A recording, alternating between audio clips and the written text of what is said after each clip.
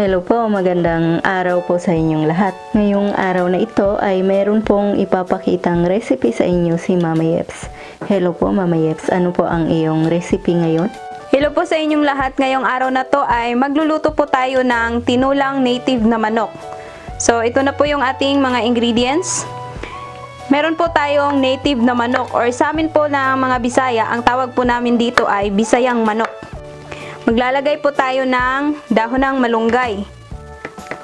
Tapos bawang, sibuyas, luya, siling haba na pangsigang, red bell pepper, dahon ng sibuyas, basil leaves, or kung gusto nyo po ng tanglad, pwede rin pong tanglad po yung gagamitin natin. Tapos, meron tayong seasoning para sa ating pampalasa at saka asin. Tapos, konting oil para sa pag-isa po natin. So, yan na po lahat yung ating mga ingredients. Ngayon po, ang una po nating gagawin ay maglagay po tayo ng kunting mantika dito sa ating kawali. Hihintayin lang po natin na uminit yung ating mantika. Hindi ko po siya masyadong dinamihan ng mantika. Kasi gusto ko yung sabaw natin ay hindi siya masyadong masebo para healthy po yung ating sabaw. Kasi nga, yung gamit natin ay native na manok. So, kahit konting mantika lang, ay malasang-malasa po itong ating sabaw. Ngayong mainit na, ay pwede na natin igisa yung ating bawang.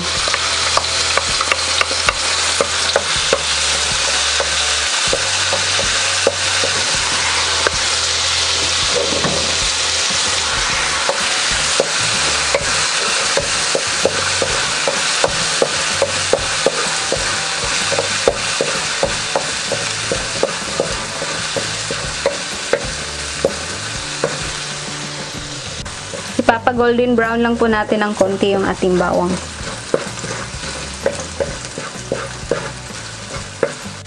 Then, pwede na nating ilagay yung ating sibuyas.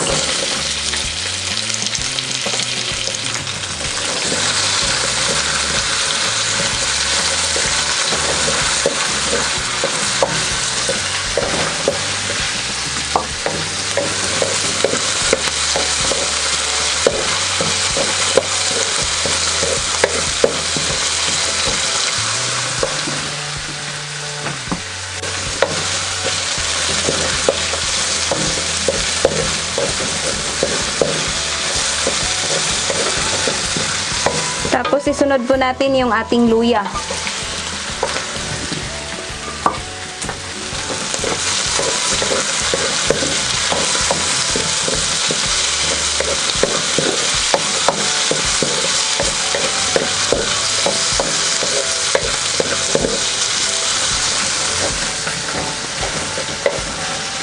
Ngayong medyo luto na po siya, ay pwede na po nating ilagay yung ating native na manok.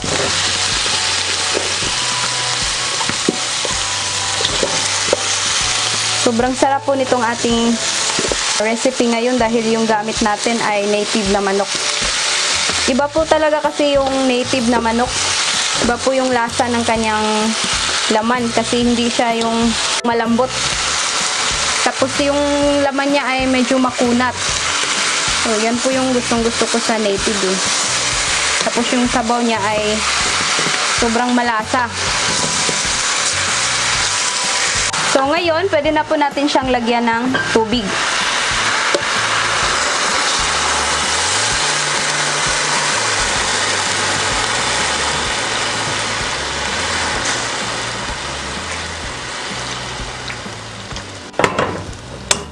Mga ganyan karami na hanggang sa lumambot po itong ating manok.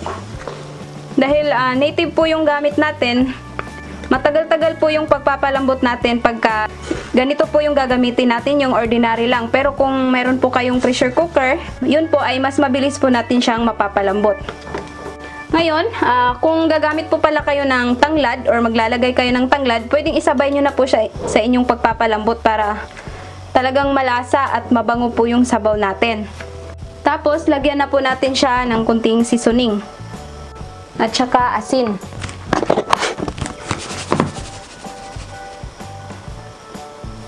Yan, konti lang po muna yung ilalagay ko.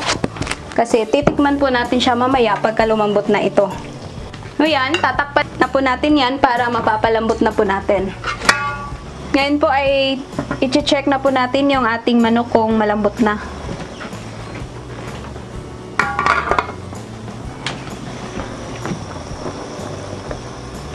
Ayan, malambot na po. So, inabot po tayo dito sa pagpapalambot nito ng mga 1 oras kasi medyo matigas or makunat po talaga tong native na manok po. So, ngayon ay pwede na po nating ilagay itong ating siling haba. Yan.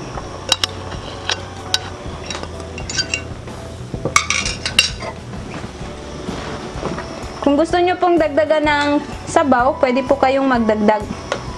Napakasarap po nitong ating recipe ngayon, yung ating native na tinola kasi sobrang masustansya po to. At saka tamang-tama po to sa panahon natin ngayon na naka-quarantine. Kasi dapat malakas po tayo, may panlaban po tayo sa virus. So magandang mga ganitong ulam yung kinakain natin para mas healthy po tayo. Yan, tatakpan ko po siya para medyo maluto po yung ating sili. Saka natin ilalagay pa yung mga ibang sangkap pa natin na natira. Ngayon po ay pwede na nating ilagay yung ating red bell pepper kasi medyo luto na po yung ating siling haba.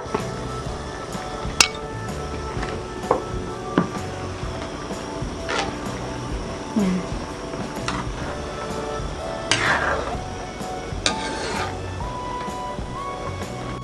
Sunod po na ilalagay natin yung ating malunggay. So, kailangan po yung ating apoy ay hihinaan na po natin.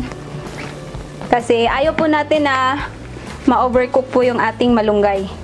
Kasi pagka na-overcook po siya ay mawawala po yung kanyang vitamin. So, dapat yung maha-half cook lang siya. Huwag nyo pong lulutuin masyado pagka mga dahon-dahon. Kasi sayang po yung vitamins niya, nawawala. Tapos mas maganda po na pag yung medyo green-green pa po yung ating gulay.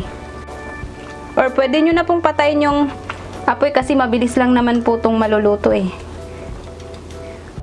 Tapos isunod po natin yung ating dahon ng sibuyas at saka yung ating basil leaves. Yan, sobrang bango po nito. Tsaka healthy po.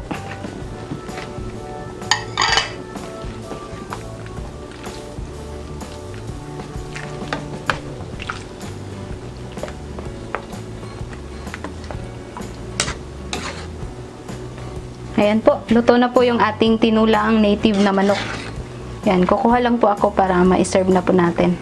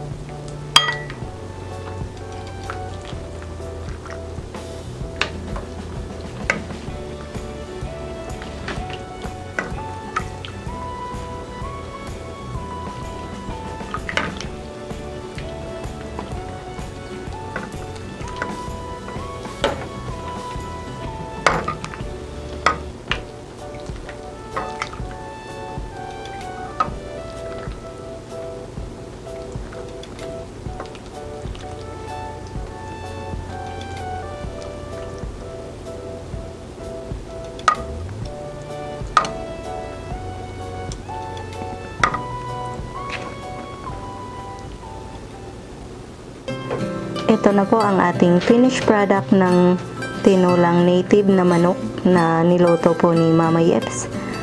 Sana po ay subukan nyo ang recipe ito. Sana mag-like, mag-subscribe at mag-share po kayo.